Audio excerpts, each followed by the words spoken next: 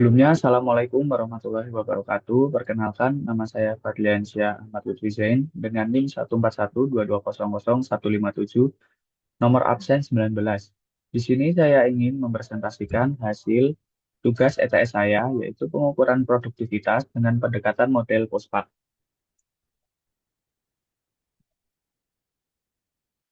Studi kasus. PT Bergerak Maju adalah perusahaan kosmetik yang telah berdiri sejak 1998. Perusahaan melakukan pengukuran rasio dan indeks produktivitas untuk dievaluasi. Berikut adalah keuangan perusahaan.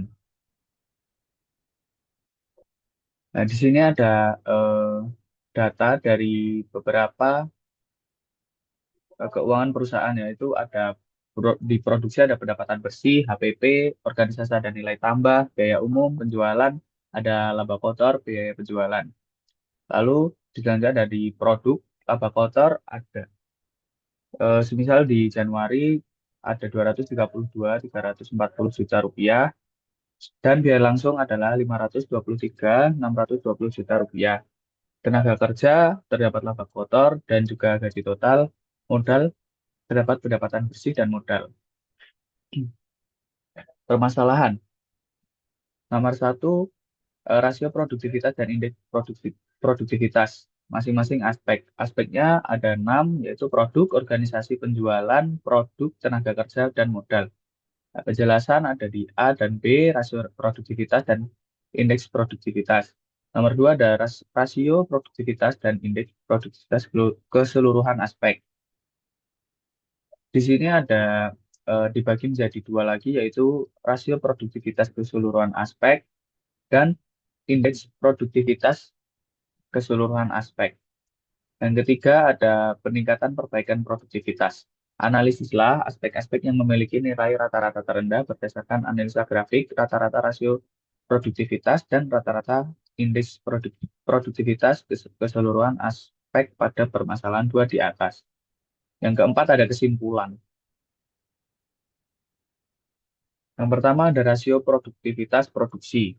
Di sini setelah hasil dari perhitungan yang didapat rasio produktivitas yaitu kolom C dibagi kolom C sama dengan kolom A dibagi dengan B atau pendapatan bersih dibagi dengan HPP. Sini contohnya adalah Januari 435.670 juta rupiah dibagi dengan 324.570 juta rupiah. Dia dapatkan hasil yaitu 1,34. Di sini juga terdapat grafik rasio produktivitas produksi. Rasio produktivitas produksi tertinggi adalah 1,66, yaitu pada bulan Januari, dan rasio produktivitas produksi terendah adalah 1, yaitu April. Rasio produktivitas produksi tengah-tengah antara tertinggi dan terendah adalah 1,34. Lalu ada indeks produktivitas produksi atau IP. Di sini eh, IP didapat dari kolom C rasio produktivitas dibagi dengan periode dasar dikali 100%.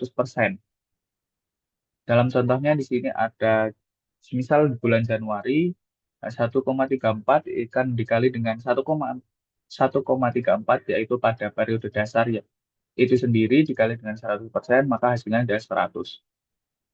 Indeks produktivitas atau IP tertinggi adalah 124 pada bulan Januari, untuk yang terendah pada bulan 75 ada pada bulan April yaitu 75, rata-ratanya adalah 107. Lalu untuk rasio produktivitas organisasi sama seperti rumus sebelumnya, yaitu pendapatan bersih dibagi dengan HPP.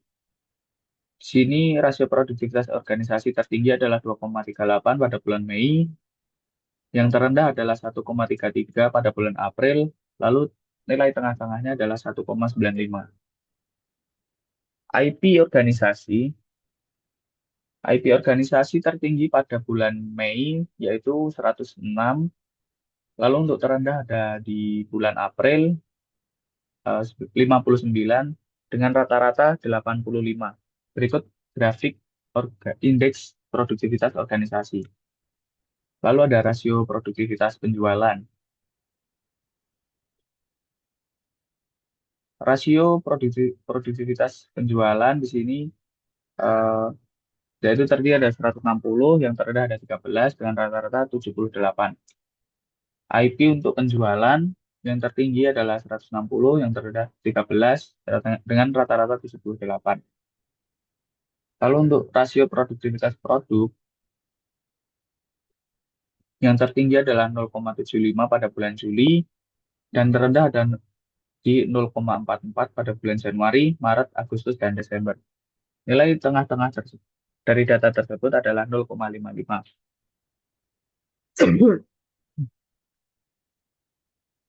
Lalu ada indeks produktivitas produk dengan IP tertinggi adalah 169 atau pada bulan Juli, IP terendah adalah 98 pada bulan Agustus dengan rata-rata IP 125.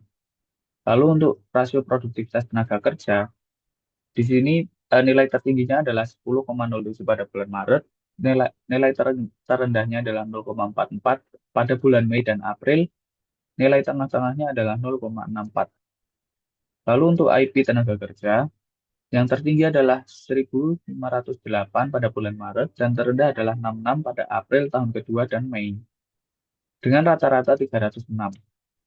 Rasio produktivitas modal.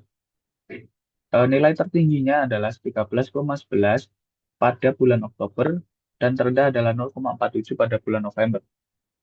Nilai tengah-tengahnya adalah 0,94. Untuk IP modal, yang tertinggi nilainya adalah 1.250 pada bulan Oktober, lalu yang terendah ada 45 pada bulan November. Rata-ratanya adalah 160. Berikut adalah rasio produktivitas keseluruhan aspek. Nilai-nilai ini eh, adalah nilai produktivitas keseluruhan aspek, maka dapat dianalisis beberapa kondisi sebagai berikut. Rata-rata rasio produktivitas keseluruhan aspek tertinggi adalah 7,17, yaitu aspek penjualan. Sedangkan untuk aspek yang terendah adalah 0,56, yaitu aspek produk.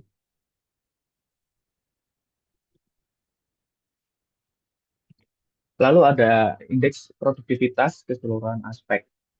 Berdasarkan grafik rata-rata IP keseluruhan aspek, dapat disimpulkan rata-rata indeks produktivitas keseluruhan aspek tertinggi adalah 305,68, yaitu aspek tenaga kerja. Lalu untuk yang terendah adalah 84,74 pada aspek organisasi dengan rata-rata adalah 125,22 pada aspek produk. Peningkatan perbaikan produktivitas. Berdasarkan grafik rata-rata rasio produktivitas keseluruhan aspek yang sebelumnya, terdapat nilai terendah yaitu aspek produk ya, dengan dengan nilai sebesar 0,56. Dengan demikian, dapat dilakukan peningkatan produktivitas pada aspek produksi menggunakan kriteria pospak seperti tabel A. Tabel A, tindakan perbaikannya adalah analisis nilai tanggapan pemakai, keuntungan produk, pengembangan produk. Lalu yang kedua ada berdasarkan grafik rata-rata IP keseluruhan aspek yang memiliki nilai terendah adalah aspek organisasi dengan nilai 84,74. Tindakan perbaikan dapat mengevaluasi ulang struktur organisasi, peningkatan koordinasi antar divisi, pelatihan komunikasi, dan manajerial.